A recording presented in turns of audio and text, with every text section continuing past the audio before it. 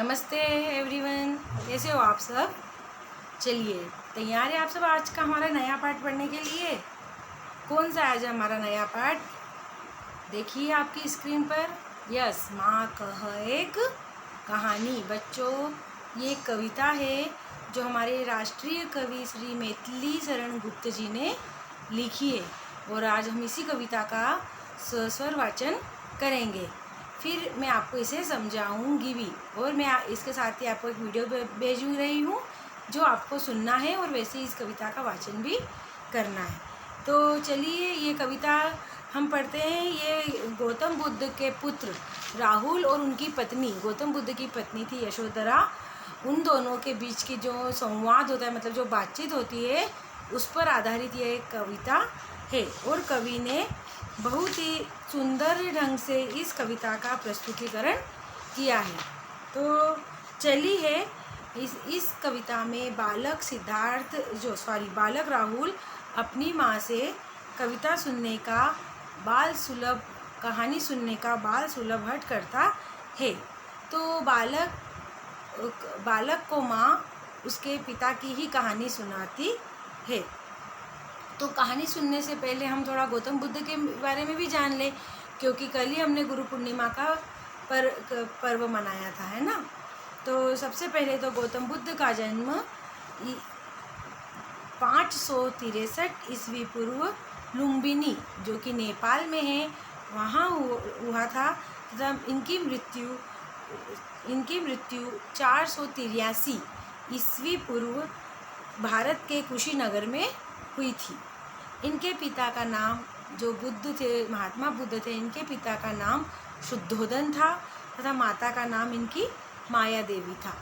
इनके पुत्र का नाम राहुल था तथा पत्नी का नाम यशोधरा था, जिनकी हम अभी कविता पढ़ेंगे। इनका बचपन का नाम सिद्धार्थ था। क्या नाम था गौतम बुद्ध के बचपन का नाम? सिद्धार्थ था। विवाह के बाद ही ये अपनी पत्नी और छोटे से बच्चे को, मतलब यशोधरा और राहुल को छोड़कर संसार को जरा मरण दुखों से मुक्ति दिलाने के मार्ग एवं सत्य दिव्य ज्ञान की खोज में रात्रि में राजपाट का मोह त्याग कर वन की ओर चले गए, है ना। इन्होंने अपने राजपाट को भी त्याग दिया, अपने पुत्र को, पत्नी को, सबको त्याग कर ये सत्य की खोज में, अहिंसा की खोज में ज्ञान प्राप्त करने के लिए चले गए। वर्षों की कठोर साधना के पश्चात बोध गया, जो कि बिहार में है, में बोधि वृक्ष के नीचे इन्हें ज्ञान की प्राप्ति हो गई और वे सिद्धार्थ गौतम से भगवान बुद्ध बन गए। तो चलिए, आज हम उन्हीं भगवान बुद्ध के पुत्र राहुल और उनकी पत्नी यशोधरा की एक कविता पढ़ेंगे जो हमें बहुत अच्छी सीख देती है। तो चलिए, आप मेरे साथ साथ पहले पूरी कविता भी पढ़ते जाएंगे और हम साथ साथ में समझते भी जाएंगे। ओके।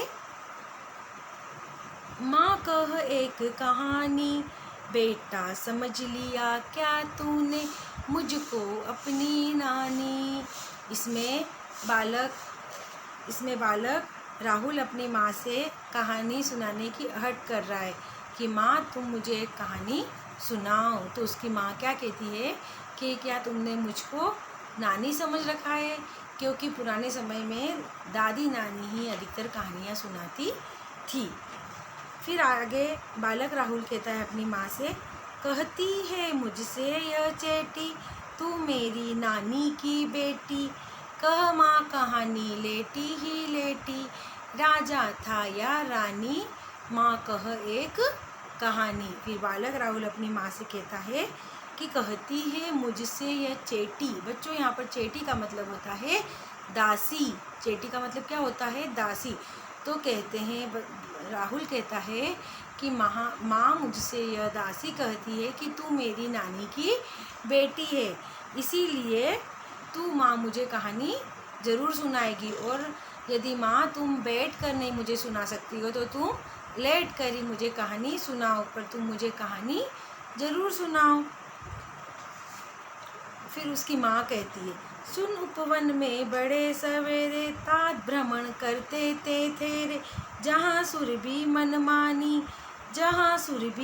मानी, हाँ माँ यही कहानी।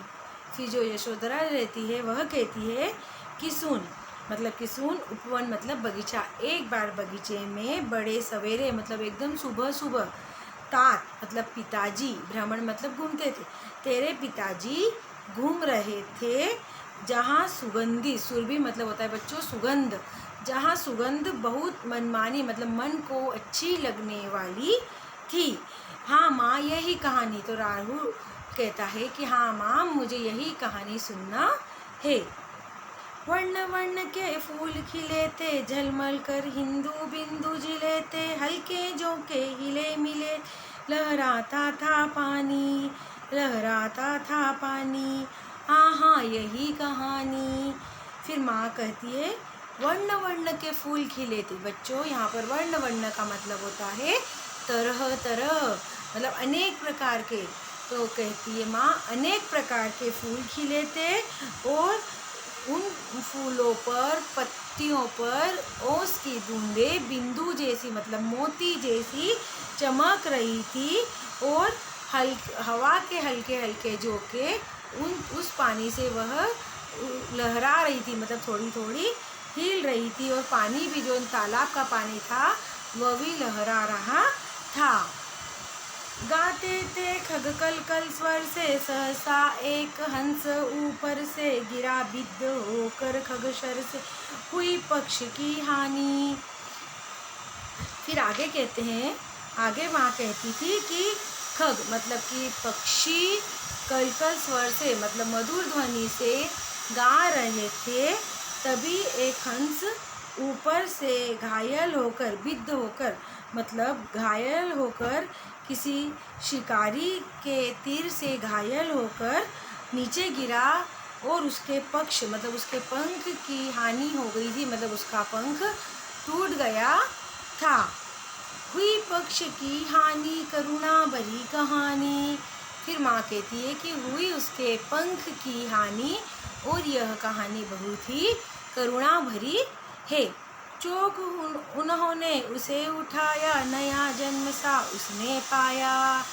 मतलब एकदम जो तेरे तात उस समय वन बगीचे में भ्रमण कर रहे थे तो वे चौंक गए, मतलब कि घबरा गए, और उन्होंने उस पक्षी को उठा लिया। और इतने में आखेटक मतलब कि शिकारी, उस पक्षी को मारने वाला, उस पक्षी का शिकार करने वाला आ गया, जो लक्ष्य सिद्धि मतलब अपने निशाने को साधने वाला था। उसका निशाना कभी भी अचूक नहीं जाता था। लक्ष्य सिद्धि का मानी कोमल कठिन कहानी। वह बहुत लक्ष्य सिद्धि का मानी था, मतलब उसका लक्ष्य कभी भी चूकता नहीं था। तो यह कहानी कोमल थी, लेकिन जैसे ही आखेटक हो आ जाता है यह कहानी कठिन हो जाती है। मांगा उसने आहत पक्षी, तेरे तात थे किंतु रक्षी। तो जो आखेटक रहता है वो आहत पक्षी मतलब कि आहत पक्षी मतलब घायल पक्षी को मांगता है, तो लेकिन जो तेरे तात थे वो रक्षी थे, मतलब उसकी उस पक्षी की रक्षा करने वाले थे। तो जो खग पक्षी था मतलब कि पक्षी को मारने वाला था, वह हट करने लगा, जिद करने लगा। हट करने की ठानी मतलब वह जिद करने लगा। अब बढ़ चली कहानी, इसी तरह अब कहानी आगे बढ़ चली है। हुआ विवाद सदैव निर्दय में, उभय आग्रही थे स्व विषय में। हुआ विवाद सदैव में, विवाद सदैव में मतलब कि दोनों में विवाद हुआ, दयालुता और कठोरता में। सदैव मतलब दयालुता, निर्दय मतलब निर्दयता। तो दयालुता और कठोरता, निर्दयता में विवाद हुआ। उभय आग्रही, उभय मतलब दोनों, आग्रही मतलब कि अपने अपने विषय का पक्ष रखने वाले। तो दोनों अपने अपने विषय में पक्ष रख रहे थे। गई बात तब न्यायालय में, सुनी सभी ने जानी। तब बात न्यायालय मतलब कोर्ट में, जज में गई और यह कहानी सभी ने सुनी और सबने जानी। तो व्यापक हुई कहानी। अब कहानी बड़ी हो चली थी क्योंकि सभी को पता चल गई थी। राहुल तू निर्णय कर, इसका न्याय पक्ष लेता है किसका। फिर माँ कहती है कि राहुल तू अब इस कहानी का निर्णय ले कि यदि तू किसका न्याय करेगा, खगभक्षी का या फिर अपने तात का। इस पक्षी का असली वारिस मतलब इस पक्षी को यह पक्षी किसे मिलना चाहिए था। फिर राहुल कहता है माँ मेरी क्या बानी, मैं सुन रहा कहानी। कोई निरपराध को मारे तो कोई अन्य न उसे उबारे। रक्षक पर भक्षक को वारे, न्याय दया का दानी। तो राहुल कहता है कि माँ मेरी क्या बानी मतलब मैं क्या बोलूँ, मैं तो कहानी सुन रहा हूँ, पर जब कोई निरपराध मतलब जिसने कोई अपराध नहीं किया हो उसको मारता है तो कोई अन्य उसे क्यों न बचाएगा, ज़रूर बचाएगा। और यहाँ पर रक्षक मतलब कि रक्षा करने वाला भक्षक मारने वाले से बड़ा होता है, रक्षा करने वाला मारने वाले से बड़ा होता है, इसीलिए रक्षा करने वाले को वह पक्षी मिलना चाहिए था। न्याय दया का दानी तूने सुनी कहानी मतलब कि फिर राहुल जब अपना न्याय बताता है कि ऐसा ही होना था तो उसकी माँ कहती है कि तू भी न्याय और दया का बहुत बड़ा दानी है, इसका मतलब कि तूने यह कहानी अच्छे तरीके से सुनी है। तो बच्चों आज हमने इतनी सुंदर प्यारी कविता पढ़ी है, आप इसका स्वस्वर वाचन ज़रूर करिए। मैं साथ में एक वीडियो भेज रही हूँ जिसमें इस कविता का स्वस्वर वाचन है। अब आप इसके सारे शब्दार्थ आपको अपनी कॉपी में भी लिखना है और उन्हें याद भी करना है। धन्यवाद।